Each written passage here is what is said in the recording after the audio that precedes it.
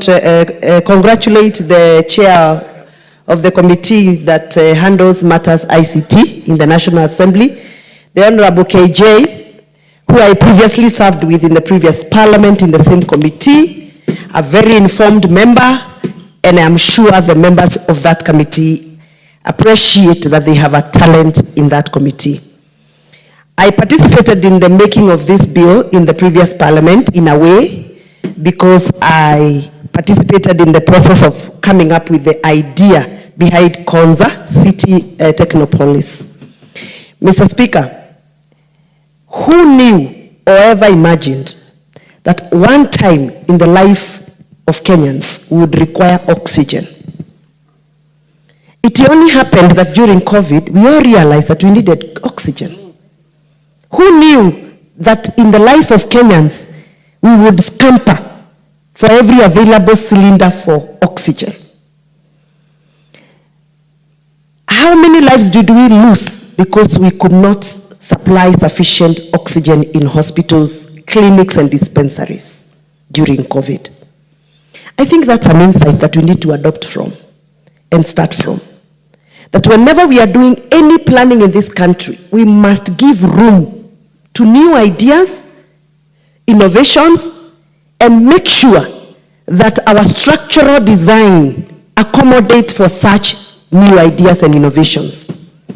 Today, any person designing a hospital without accommodating or creating space for oxygen distillation, oxygen pumping, and gas and tanks for storage would actually be doing this country a lot of injustice. Anybody designing a hospital must consider how to put those structural requirements in place. Mr. Speaker, I am of the opinion that anybody designing a house, any form of a structure in this country, must be doing this country an injustice if we do not come up with a special room called technology room.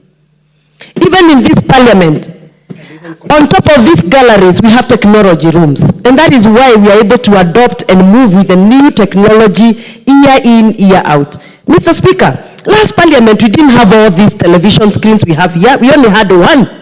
Now we have how many? About 7 or 8 in the room. And these are new jobs created, by the way, because these are all cameramen given new jobs to focus on parliamentary proceedings. What am I saying?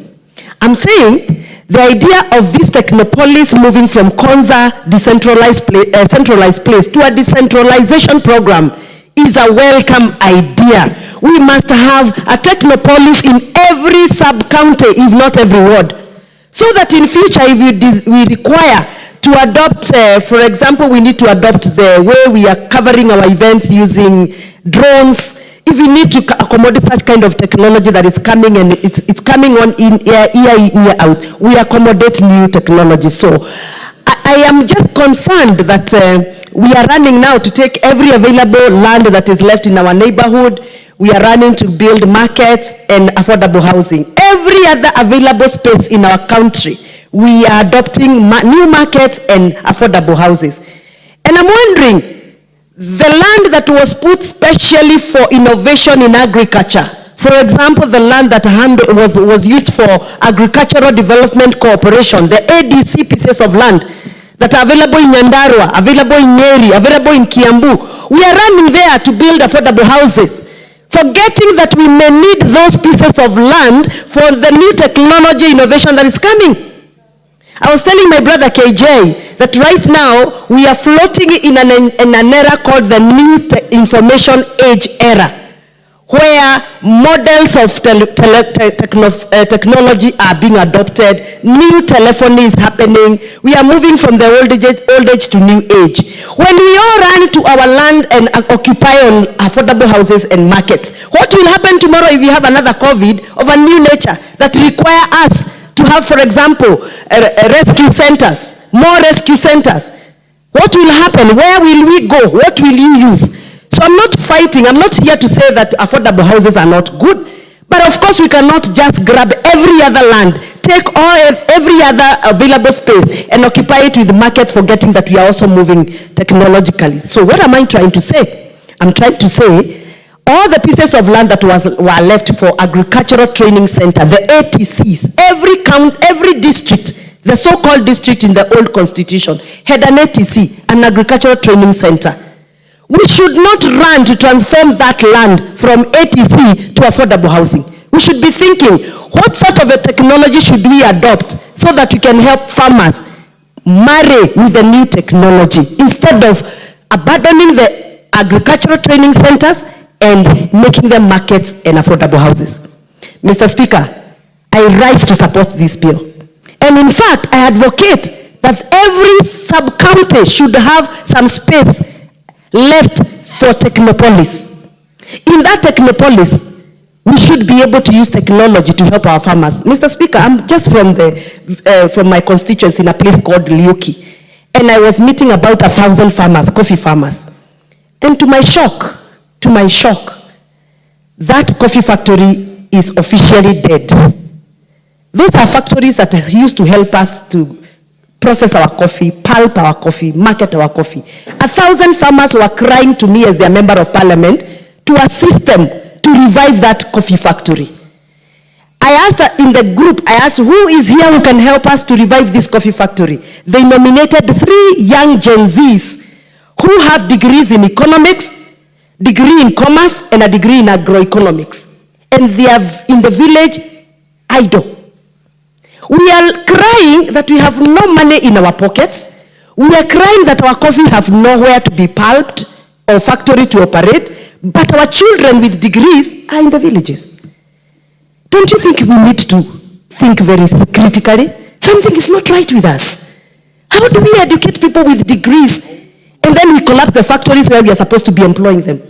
So I have engaged myself in the meeting with the farmers, and we have agreed that we are going to even fundraise. If we cannot get money from government, we are going to fundraise to make sure that we revive that coffee factory. But Mr. Speaker, that is not where I am.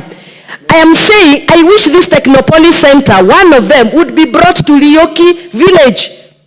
And that Lioki village, there are so many learned young people, Gen Zs, who are ready and ably equipped by the government of Kenya, and they have papers to work in such kind of centers.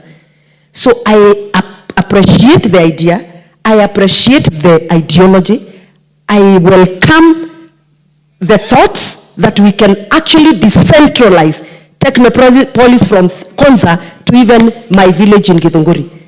And how I can't wait to see us thinking in a manner of how we can be able to use technology even to cure the existing economic problems we have. Mr. Speaker, about 2 months ago, I traveled to native Italy.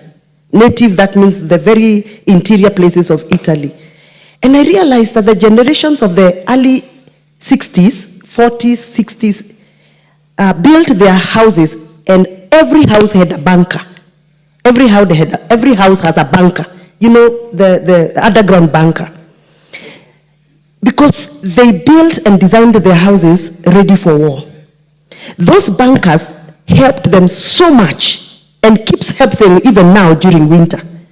Those are the bankers that they use to store their wheat during winter, and they secure their food.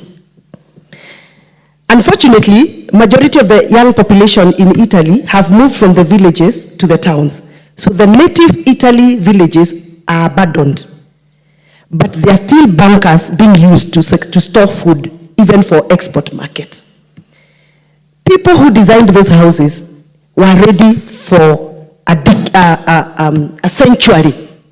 They were planning for a sanctuary existence.